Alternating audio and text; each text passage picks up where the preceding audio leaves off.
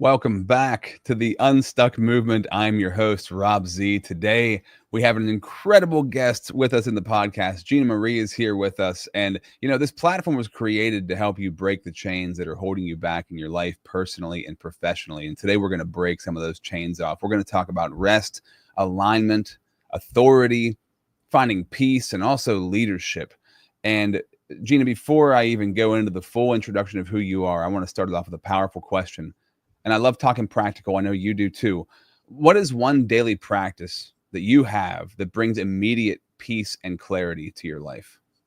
I love that question, Rob. I love writing 3 things that I'm grateful for. And then on top of that, what would make today great? So writing 3 more things that you can position your mind to focus on, your subconscious, to create ways to make your day great, because our brains can't be anxious and grateful at the same time. So there is a choice in there. So God designed our brain and gave us free will, right? Gave us the choice to choose joy and to choose gratitude versus our natural state, right? Is our brain's always looking for problems and looking for things to solve. And so that's our survival brain trying to keep us safe. And that makes us, right, a little more negative. And then we can focus on that if we're not careful and we're not slowing down to do some of these practices, like writing 3 things that you're grateful for and finding ways throughout your day that will bring you more joy and kind of force you in a way to see the good and create good in your own life. Oh, I love that so much. And I used to do that. The 3 things you're grateful for. I used to wake up and do that, and I forgot about it. So I'm glad already in this episode, I've got some value. Reminding me of something that's really powerful, because it is super helpful to write down as soon as you wake up. Because I don't know if you're like me. When I wake up, I'm not grateful right off the bat. I'm like, whoa, why again? And I think it's interesting. I don't know who asked me this a couple of months ago. It was just like in general conversation. It's like, why did God have to create days? Why couldn't it just be one continuous day? And I thought about that. And I'm like, that's interesting. It's because like if it was all one run-on day, would that be a good thing? But it's like God gives us the opportunity to reset every day. So we have to realign our focus with Him. For you, I'm curious, what did you write down today when you asked yourself what would make today great? What was your answer for today? Well, today, my husband, without me asking, put together my new shelf that I bought for my my office. And so that I was like, I'm so grateful for a supportive husband. And he did that before he went to work. So he's an entrepreneur, and I'm sure he's got a laundry list of things he's got to get done. But he did that for me. I'm grateful for my 6-year-old. So he wakes up and we snuggle when he wakes up, and I get a big hug and a kiss. And then we go to school, and we're usually singing worship songs in the car. So I'm always grateful for his giggles, because it's always a reminder of how God sees us, right? When we can look into the eyes of a child, that's how God always sees us. We don't have to do anything but be, right? Like be His creation. And so I'm always grateful for my son and the joy he brings. And then I wrote down that I'm grateful for this opportunity to be on your podcast and share this message that God has placed on my heart. Oh man, thank you so much. Well, it's great to have you here. And I'm telling you right now, I'm putting that back into practice in my life, because that is such a good habit. It made me feel good just hearing you say the things that you're grateful for. So that's awesome. Before we go any further, I just want to welcome people to the Unstuck movement. So these are true testimonies of breakthrough. I created this platform so you could find breakthrough in your life, personally and professionally. And so I bring people on the show who have found incredible breakthrough, have turned their mess into a message to prove to you that it's possible for you no matter where you're at in your life. We're sponsored by the Connected Leaders Academy. Check out connectedleadersacademy.com. And also, if you want to start a platform that makes you the go-to authority in your field, take your expertise and make you the authority. You also want to leave a lasting impact on people's lives and make incredible connections with incredible people. You should launch your own podcast. You can do that with the Pro Podcaster Academy. Join the waitlist at robzwentz.com. Gina Marie with us today is a coach, speaker, and founder of the Beautifully Integrated Life Model. She helps Christian women entrepreneurs reclaim their time, energy, and well being through biblically based coaching and sacred rhythms of rest. And talking about rest, something that every entrepreneur can benefit from talking about and thinking about. How do we shift in our life from hustle to Holy Spirit led living? What did that look like for you? Oh man, I mean that's a lifelong journey that I've been on. My parents grew up, when I grew up watching my parents, they were extremely hard workers. My mom grew up in on a farm, so she had chores 24/7 if she wasn't at school. And so I grew up watching that, and we kind of become what is modeled to us as we're children and growing up and watching this kind of new world form and our beliefs. And so I took that and I got my first job when I was 13. I got a waitressing job when I was 14. I worked 2 to 3 jobs. I didn't do sports. I just worked. And so I already started the grind at a very young age. And what happened with that was I now I call it a performance-based faith, right? I try to earn my worth and my love from God, and it's still a struggle for me, based off of my productivity and how much I accomplish and how much I can do. And that also went into high school and school, where the only type of praise that I received was based off of my productivity and my accomplishments. It was never for me and who I was as a person. It was always for the outward things that I could produce. And so that kind of started this whole engine of grind before I even got into entrepreneurship. And it's exhausting, right? Exhausting. Always having to perform. And it's really interesting because with the performance based faith, I love that saying. That's a really good way of putting that. And I thought that, and I, like you said, you still fall into it. I still fall into it too. It's like a natural. It's like your natural inclination to like, well, God, look at all I'm doing. I gotta prove it again today.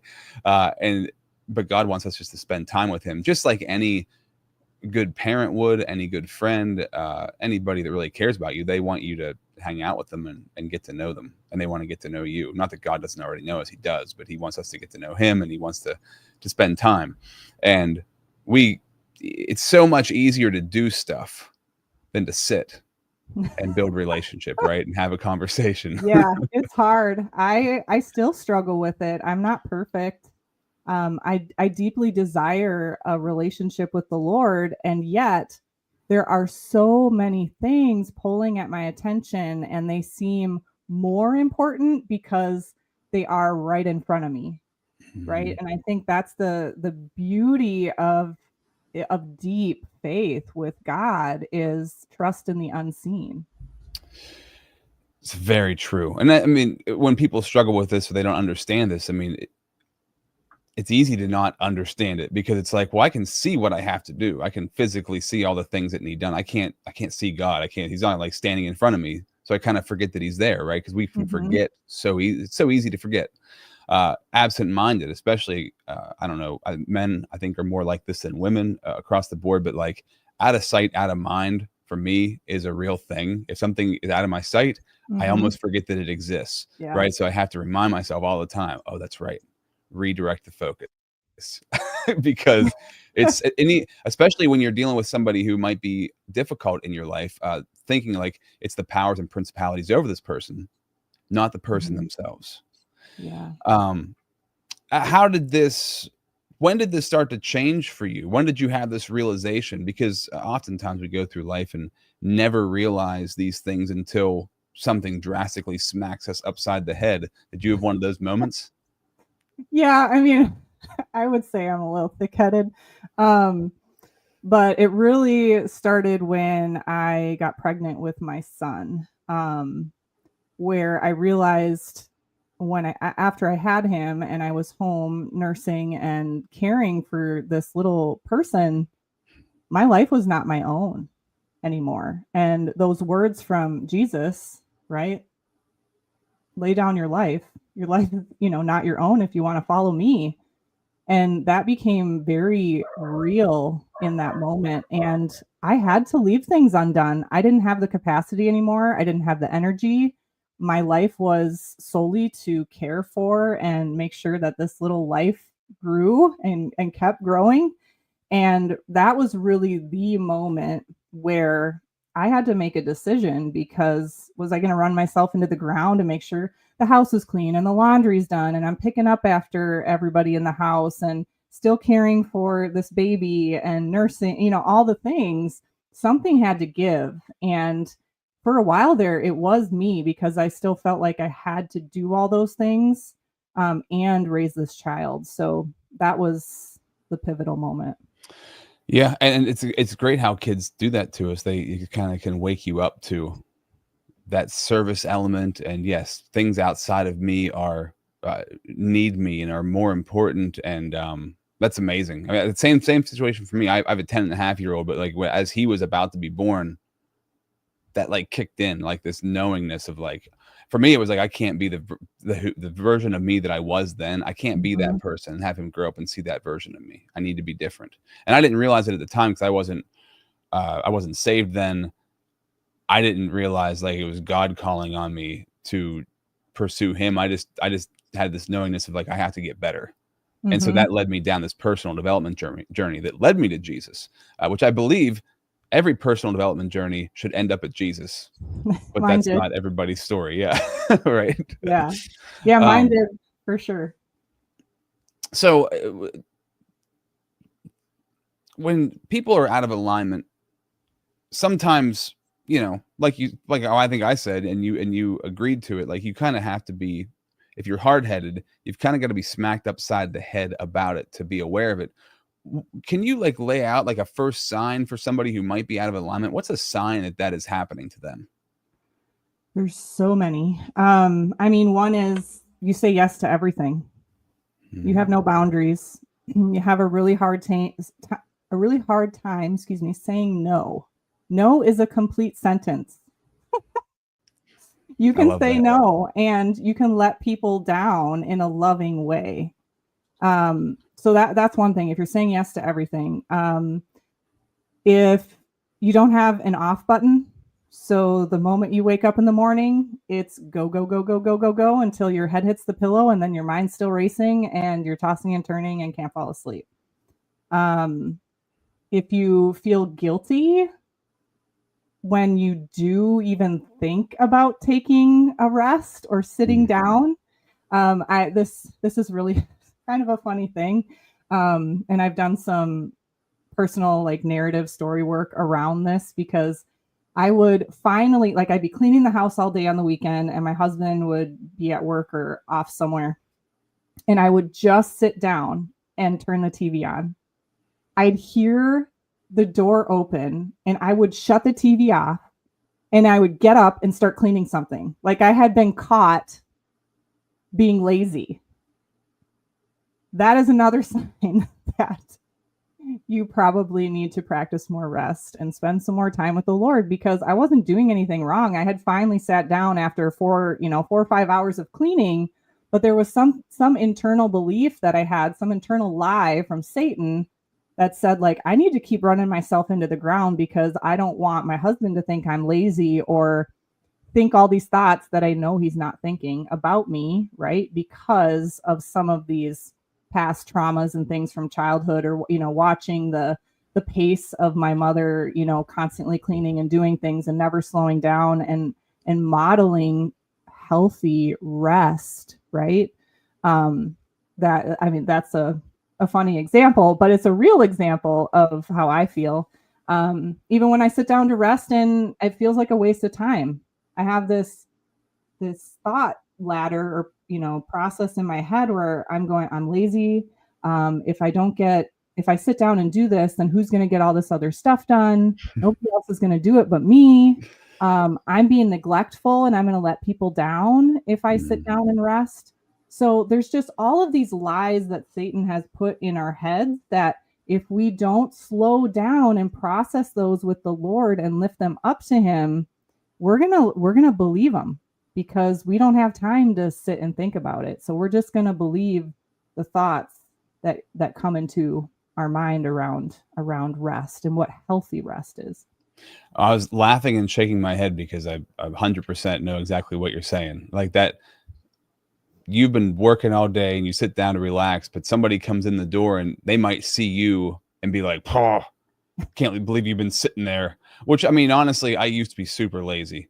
So I think for me, it's like a reverse of like, my dad used to get on me. My mom never used to. Well, she did get on me a little bit. My stepdad would get on me because I just like to sit around and do nothing all day. And I didn't even like to. It was just like, that's just what I did. And so, I would do that when I was a kid. I can remember, like, if I was just sitting there, just being a couch potato and somebody's coming in the door, I'd pretend like I had been doing something just so nobody said anything.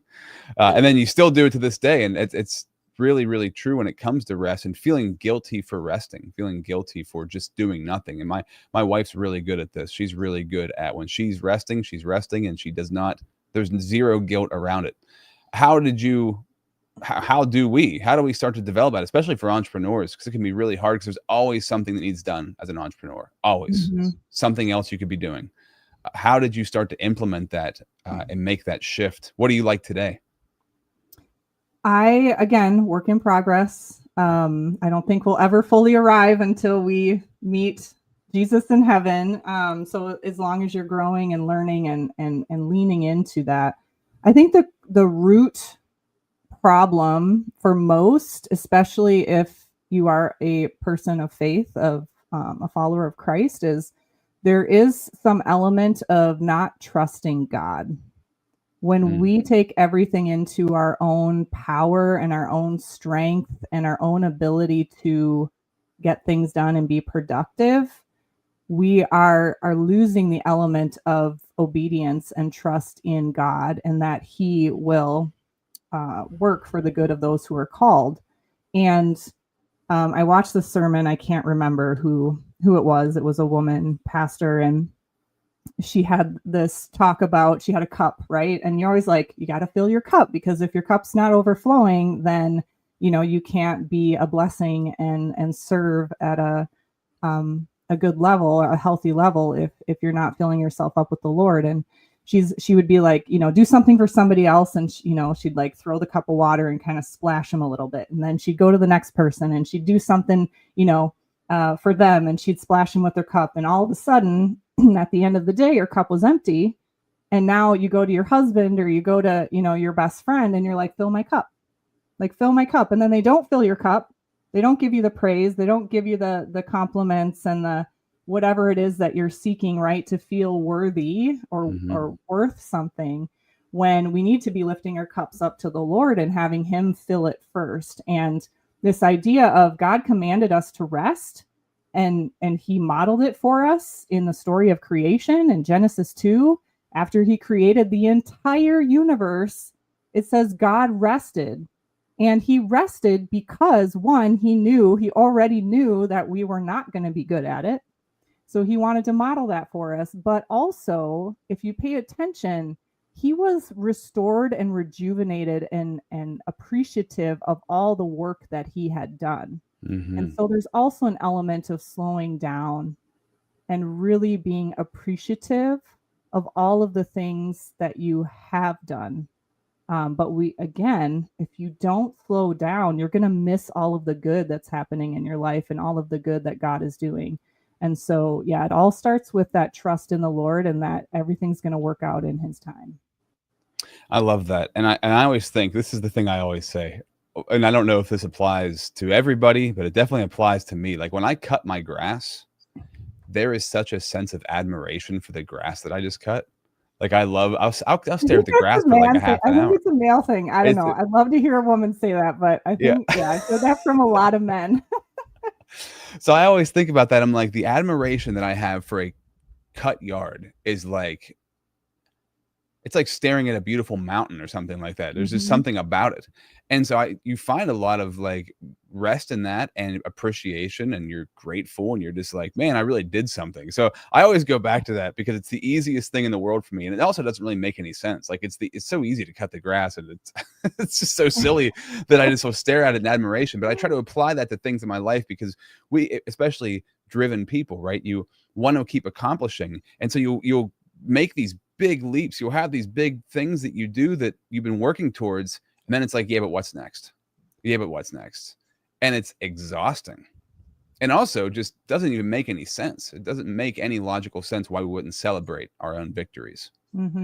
So I And love the fact that you said that. Go ahead. yeah, I sorry, just something on what you just said about the celebrating piece. I think this is really hard for most people, is to celebrate, because there's some underlying cultural belief within the church that if you celebrate or acknowledge or appreciate the work that you've done, that somehow you're being selfish, or that you are, I mean, you can do it humbly, right? I mean, just being humble is thinking about yourself less and thinking about others more.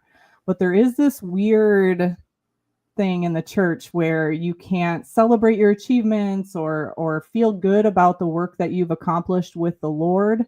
And I'm not saying this is in every church or in every circumstance, but it has been a reoccurring theme that I've heard from a lot of the women and even some men that I've worked with, is if they started to stuff this idea of like, oh, well, don't give me any praise or don't recognize me for anything because that is sinful, that is bad. And I don't believe that at all. No, not at all. I mean, and it really, if you wanted to just kind of like underpin it, it's receiving, right? People have a really hard time receiving compliments, receiving praise, and that is not biblical. That's demonic, not receiving praise. Like you want to give, but you also need to be able to receive. And we get stuck in a mentality, like you said, especially as Christians, give, and then never receive anything. And even if you do receive something, you still don't receive it because you don't like literally say, oh, I thank you for, I'll say to myself now, I receive that. If I get a compliment, I say I receive that. And since I've started doing that, I started to believe those compliments more instead of like rejecting them. So it's so important, and it's something that we have to check ourselves on, because if we're not receiving, we can never fill ourselves up. That's the filling up part. Yeah, I'm laughing because in the Midwest, we are awful. We're awful Really? about. Yeah, I mean, I can remember growing up, and it still happens to this day in my family, where somebody will like give somebody else like $20 for lunch or dinner or something, and you're like, no, you don't have to do that. Take it back, and they will legit get into a fight over who's going to take the money. Like, you're going to take the money back, and then it blows up into this huge thing, a huge argument, and it's like, what causes us to be so crass about receiving somebody's gift? Because it's not just for you, it's also for that person. I mean, it's so fulfilling to be able to give something to somebody with your heart, like with all of your heart, and then to have it like thrown back in your face doesn't feel very well, or it doesn't feel good. And so then people stop doing nice things because everybody's saying no, I'm good, I've got it, don't think about me, I'll figure it out. And people are really, I don't want to say dying to like help, but people really do want to serve and they want to help, but most people aren't receiving it. And I could go into, God gave me 5 words over the last 5 years since I started this journey of rest, and rest was the first word. And I love that you brought up receive and how bad people are at receiving, because that was the second word he gave me. I'm like, okay, Lord, I'm resting. How come I'm not feeling any different? How come I still have all of this stuff that's bubbling up that doesn't make me feel good when I slow down, because I've been running from it for 40 years, and so, yeah, the second word, the first year was rest, second year was receive.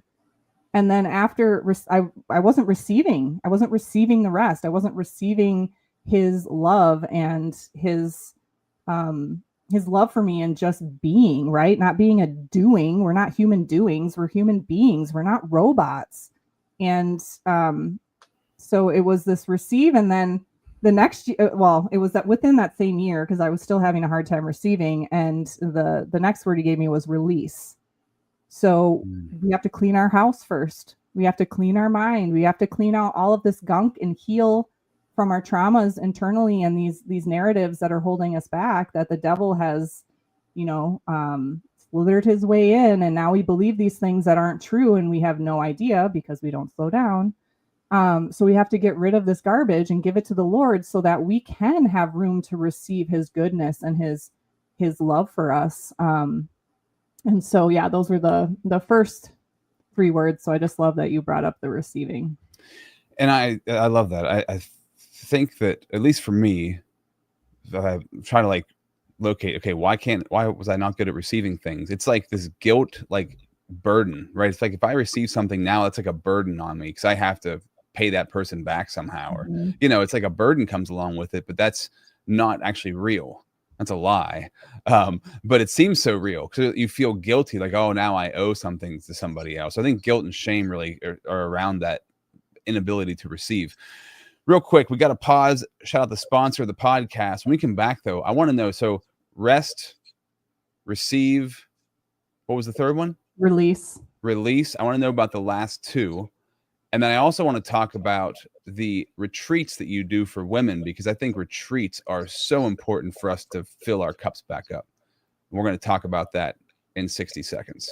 Are you struggling to make consistent, valuable content for yourself? Do you want to have an efficient and effective way to create content that attracts the people that you want to connect with in life, the people you want to build relationships with in business? Do you want to be the go-to authority at what you do, at what you're great at? Would it be helpful for you if you had a platform that connects you to incredible people in your industry? The kind of platform that gets you leads and lands you clients without you having to beat down anybody's door or blow up anybody's inbox. Whether you're already creating content or you're desiring to start and it's something that's been kind of burning inside of you for a while, I urge you and encourage you to check out the Pro Podcaster Academy. Get started right now. Join the waitlist at robzwentz.com. Hi, my name is Jose Escobar, and I'm the founder and CEO of the Connected Leaders Academy. We're a growing tribe, a community of entrepreneurs all over the world globally. If you're an entrepreneur and you're looking to grow personally and professionally, scale your influence, develop your skill sets, move the needle in your business, more clients, more money, more profit, the bottom line, and of course, grow your circle and your network like never before, join the Connected Leaders Academy today. Check me out on Instagram and on Facebook, the @ JAESCO25. We look forward to having you join us. Take care. So I'm loving this conversation. So good. What are the other 2 components to that, the 5 words that God gave you? So the fourth one was revive. So now it's having a new revival, right? A revelation of bringing this new life that he's given you through resting, releasing, receiving, and now reviving in his love and mercy and all of the gifts of the fruits of the Spirit. And then the last piece was he gave this to me this year, and we were in our van. My husband builds completely custom camper vans, and so we were in ours on a trip, and I have a vision planning retreat that I do, 1-day retreat for Christian women entrepreneurs and ministry leaders, and I just hosted that this last January. And I was preparing for that because I go through the process before I, obviously ask anybody else to do it. And I have I call it the Lord's word. And I was asking the Lord for, okay, what's my word for this year? And the word that came to me was laugh. And I was like, what? Okay, Lord, I know I probably need to laugh more. But what does this really mean? And then I feel like it's not an R word, so it doesn't really go with the theme of the last, 3 years. So what are you doing to me? And I'm like type A, right? So it doesn't fit. So I just kind of left it, and I sat with him for a little bit, and I wrote out some things that he was trying to tell me through that word. So I left it alone for the 2 weeks that we were gone, came home, and then I looked it up in the Strong's Concordance. what that word means in the verse, or I looked up a verse that had laugh in it, and it said rejoice. There's your R. And there was my R. And it's this journey of joy, of finding joy again for myself. I haven't mentioned yet, but I've struggled since I was early teens, probably 13 and on, with anxiety and depression. And it's a constant battle that I'm waging war on with Satan in that arena. And so just this word rejoice that just kind of wrapped it all up in a perfect, neat little bow, like God does when we're listening and seeking him. It was just this beautiful reminder that like we have to choose joy. It's a choice, just like the gratitude, right? Is we have to constantly train our brain and make that new pathway with our neurons, because we have this path we've been going down the highway, right? Where it is very deep and very dredged out, but God has made our brains in this beautiful way that we can create a new path and a new choice for ourselves to start openly choosing him, openly choosing joy. And I've noticed that where all my days aren't perfect. However, the more that I seek him and I'm looking for him and looking for the good and looking for all of the ways that he has blessed me. I mean, having a hot shower. Do you know people in the world don't have running water or a hot shower? So just constantly forcing your mind to think of the good and to celebrate all of God's goodness in your life is just so important. And so that was the bow or the cherry on top, as you might like to say, for this journey of healing, inner healing that I've been on with the Lord in the last 4 or 5 years. You know, I love how God does that to us too. Is like, you're like, laugh, that doesn't fit in. And God's like, oh, I'll just wait. And he's laughing about it. Like, oh, I know it needs to be another R, because that's how I created you to be. So the word rejoice was the word. That's really, really cool. I love that. Yeah. And it's so easy to forget to like not take ourselves so seriously. All right. We get caught up in like taking ourselves so seriously, like everything's so important and dire and serious.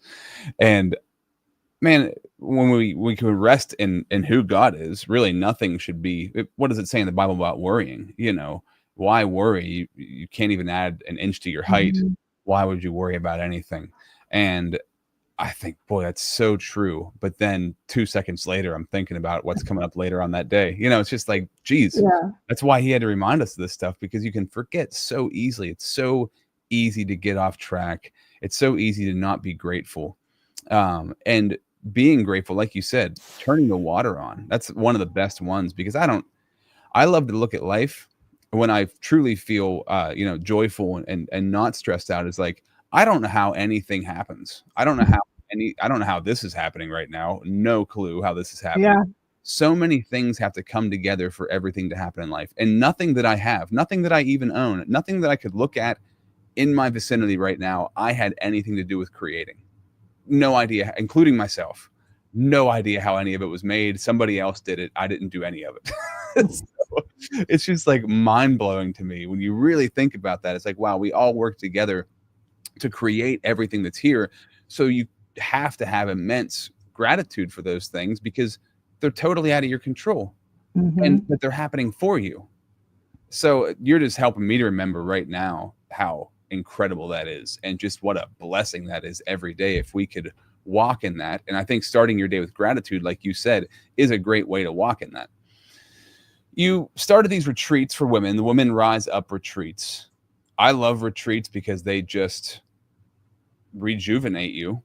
They do the things that you mentioned there, right? They help you to rest. They help you to release things, receive things. They help to revive you. At these retreats, what happens and why are they so impactful?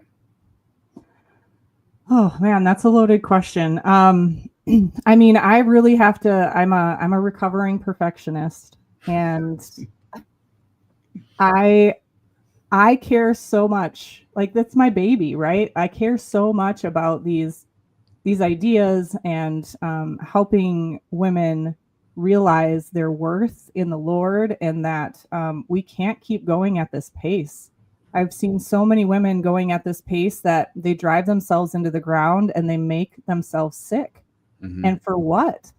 For people that we've never met. We're like trying to impress all of these people and get praise from people versus, doing everything we do with our whole heart for the Lord. And so it's just this permission that I love to give women, that it is okay. I am giving you permission to completely detach for the next 5 days. And you wouldn't believe the relief that I see on some of these women's face, that, oh my gosh, I can do this. You're giving me permission. Like, they need permission. They need, like, sometimes we just need our husbands to go, hey, honey, I need you to just go to the spa. I just need you to go get your nails done. I just need you to go take a nap right now and receive that. So the whole idea of my 5-day retreats that I do across the country. So I did the last one in Lake City, Colorado. I try to find really beautiful places where you can definitely feel God and his creation and his creativity, and really rest in all of his great works, right? Like he did in Genesis 2 after he created the world. And just getting back to our core and our root of the Lord, and resting.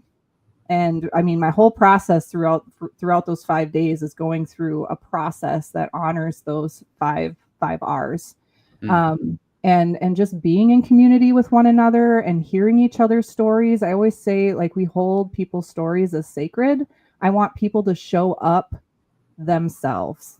I don't want them to show up and feel like they have to put on a show or put on whatever mask they need to put on that day. Like mine, the perfectionism mask of, okay, I got 15 to 20 women coming, and now if I screw up, or if I don't look professional, or if I don't do this right, or something goes wrong, then they're going to have all these bad thoughts about me, right? But really giving the Lord the space to work in the imperfections, right? To work in the mess, because that's really where the permission comes from others to do the hard work, to do the transformative work that happens at these retreats, to feel safe enough to say, hey, you know what? Life really sucks right now. And I just need people to be with me. And I need to feel like I can feel all the things and not feel condemned for it. And I think that is like the greatest love that you can provide somebody, is just being in their space, no matter what they're feeling in that moment. And so, yeah, we do a lot of, coaching tools. I create a lot of space for them. It's not a conference where they have a scheduled out every single hour of every single day. They have 5 to 6 hours during the middle of the day to go spend with God, to go take a nap, to go do something fun like a hike or dune buggy, on the dunes or something. So yeah, it really is an opportunity to kind of get away and have permission to rest, to be with God, and to do some inner healing. Yeah, if you're watching or listening and you don't go on retreats, you don't have anything like this in your life, and not saying that vacation with family is bad, because that is also great rest, but there's also something about going with people. You might not know all of them, but you're all kind of like-minded, and there's a goal to the retreat, but the goal is rest, but also you're learning, connecting, and growing together, right? Mm-hmm. There's so much value. So if you've never done that for yourself, or if you haven't done it in a long time, which I'm reminding myself right now, I haven't done it like in a while. So I need to go. You're reminding me of things that I need to do in this episode, because there's so much value to it. And you can easily brush it off. You can easily write it off like, I don't need to do that right now. That's something you do later on. That's something that once I accomplish this, and this, then I'll go do that, right? Like, you need it in your life. We all do. So thank you for the reminder. Really, really good. And I want to encourage people, if they're watching and listening right now, you have a free reset guide. And if you're listening, the website, it's a bit.ly site. So it's bit.ly/free-reset-guide-download. And you can go right there and get that free reset guide. What can they expect from that? Yeah, so it's find your peace in just 8 minutes a day. So it's a practical tools to help your listeners or anybody that downloads it to reclaim their peace and their lives with God's design. So realigning that. And this guide is filled with simple and effective ways to establish a rhythm of rest, empowering busy Christian women, entrepreneurs, and leaders to find clarity, focus, and strength in the midst of their demanding schedules. So I think often we think, oh, well, if I'm in a rest, I have to carve out a half a day or a whole hour, and then you just don't do it because it feels hard and it feels too big.